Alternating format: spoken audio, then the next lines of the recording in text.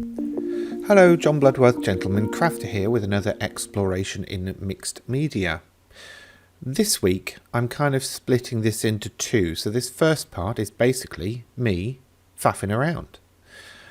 What I'm doing basically is just showing you initially what I'm going to be using within this session. So it's basically a bunch of paint, mini jelly plate and brayer, some stencils, some printing card, basically some 250 GSM cardstock, and then some copy paper that I'm going to roll out onto. What I'm going to do is basically speed this up so that you can see a whole bunch of different things being created. And then next week, what I'll do is look at showing you some techniques for adding different layers or adding post-printing effects. So you saw at the start of this video, there was a design where the printed sheet had been stamped onto. So I'll hopefully give you some of those. And what I hope to achieve with these two particular videos is try and cover a whole bunch of stuff so that in the coming weeks I can kind of start looking at different ways of working this into other projects. So this first batch, basically I am mostly doing stencil pulls.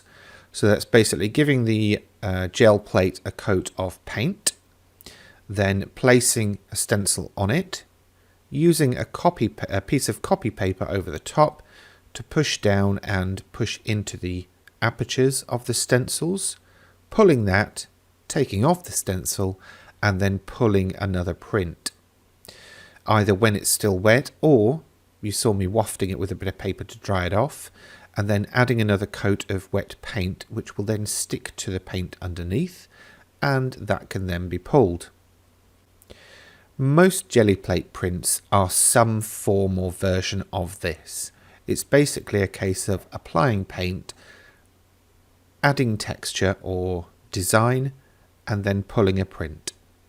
You can of course pull block colours, and that works well because once they dry on the paper or card, you can then go on to print more translucent layers on top, but that really is down to you. I think what I'm just trying to show in this particular video is the fact that it's fantastic to just sit and have a session for half an hour even, where you can just literally sit and pull print after print after print and build yourself a little stash of pretty patterned papers or things that can be cropped down and used in other different ways. Now when you're doing this, obviously just work with whatever paints you've got around. High viscosity or thick paints work very well. Low viscosity, or those that sort of settle and spread as they dry, do work, but you will get a more translucent look, so that means more of the colour underneath will show through.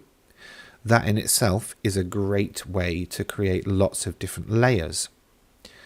As you saw just there, I've pulled off a couple of layers and I had a few left. I have skipped a few here just to really give you a bit of variety. As for the stencils or textures, it really doesn't matter. The stencil brand doesn't matter. The stencil material doesn't matter. Basically, as long as you can put it onto the paint and pull it off again, that's what matters. Just get them all out and use them all. At least doing it this way and doing a whole batch means that when you're cleaning up at the end, the cleanup is worth it because you've come away with a lot of different things. Whether you like them all, I can't promise you that. But you may even come away with the the waste paper. As you can see on the right, that's building up lots of different layers of colour. And actually looks good on its own sometimes, maybe as a background for some other art or a journal page. So there is actually very little waste when it comes to this particular technique. Obviously when it comes to the jelly plates, again, brand doesn't matter, size doesn't matter. I tend to try and work a bit bigger than I'm going to be using because sometimes you'll miss bits on the edge or sometimes it won't pull a full print. So it's always good to be able to crop that down if you're going to want edge-to-edge colour. If you've got lots of time, use a big plate and try lots of different things. If you're rushed for time, try the smaller plates. Try shaped plates. Lots to come in the future. Here I'm just showing you that with a scrap piece of paper you can create some texture in the paint. So you don't necessarily always need actual stencils, don't have to go and spend lots of money. I know you want to, but you don't have to.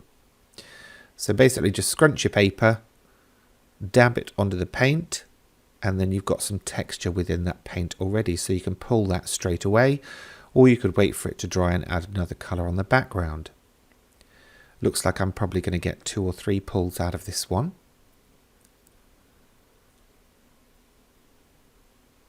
Perhaps even having one sheet that you constantly pull maybe a second or third layer onto. You'll be surprised what you get. As for colours, abandon everything you know about colour theory, apart from if you put too many colours on, it'll probably end up being brown. If you have cool colours, experiment with putting them in the front, in the background, with whichever, what am I trying to say? Yeah, so warm colours obviously come to the foreground, cool colours recede into the background. But use that to your advantage, play with that, do all sorts of different things, try out different colour combinations, try things that you think won't work. Try metallic paints onto solid colours, that works well. Try, as you've seen me before, using different kinds of interference paints or special effects paints. Don't worry about your jelly plate, it can be washed, you can clean off whatever's there. You can use ink pads, so if you've got ink pads, preferably not those that are permanent or alcohol based, although theoretically you can, it just may discolour your jelly plate. To be honest, that's probably going to happen anyway, so whatevs. As you're working, you can clean these off with baby wipes, and then when you're done at the end, you can clean them with soapy water, leave them to dry, and they will be ready to go for another session another day. When it comes to creating texture, use whatever you can find. I mean, there's probably bubble wrap in your house somewhere. There is probably tin foil, cling film, toilet roll tubes, toothpaste caps, all sorts of different caps on your plastic bottles. And here, believe it or not, I'm using a glove. It's one of those medical gloves. But wrinkled up and spread across, it actually gives you quite a botanical feel, so almost like veins on a leaf. Try out whatever you can find. That is the beauty of the jelly plate. You can literally go to town and just play. I've been working with these for donkey's years, and I can't say that I get it right, in inverted commas, every single time, but every single time I will come away with something.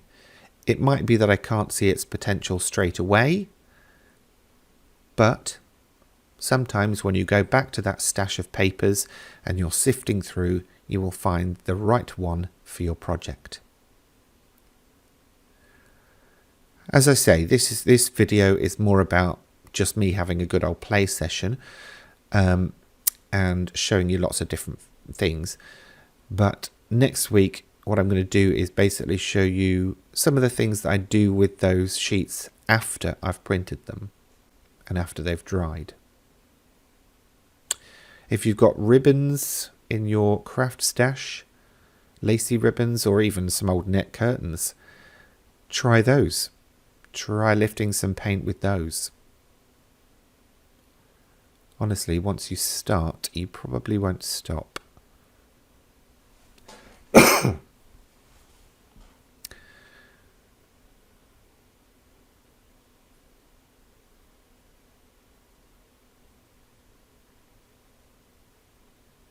If you are a big fan of distressed looks or aged looks, this is a perfect technique for you. Give it a go.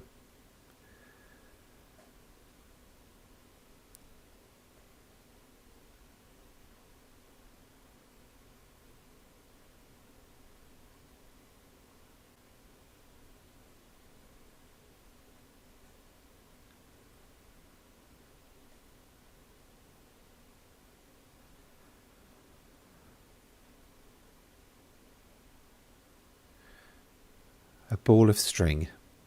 Who would have thought? In fact, it's twine. Who would have thought you could be creative in that way with a ball of string?